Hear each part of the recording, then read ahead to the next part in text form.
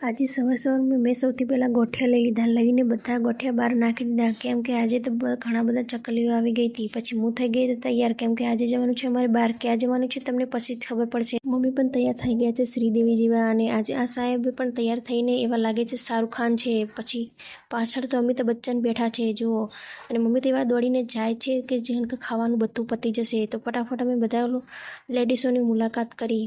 પછી અમે તો મામાને આપીને અમે જતા રહ્યા ખાવા. તો સૌથી પહેલાં તો અમે જલેબી ખાધી, પછી હું તો બેસી ગઈ ખાવા. પછી મેં તો મમ્મીને આપી દીધું માહીને રમાડવા. પછી અમે કાળીને મળ્યા. પછી અમે કાળી જોડે થોડી વાર બેઠા અને પછી નીકળી ગયા ઘેર જવા માટે. તમે આવી ગયા ઘેર આવતા દીપકને કહી દીધું કે દરવાજો ખોલી દો, તો દીપકે દરવાજો ખોલી દીધો. પછી મને થાક લાગ્યો તો હું તો ઊંઘી ગઈ હતી. તેમ ભૂત જેવું રૂપ લઈને હું આવી ગઈ છું. પછી મેં તો મમ્મીને આપી દીધું માહીને રમાડવા. પછી મેં તો બનાવી દીધા મેગીવાળા ભાત.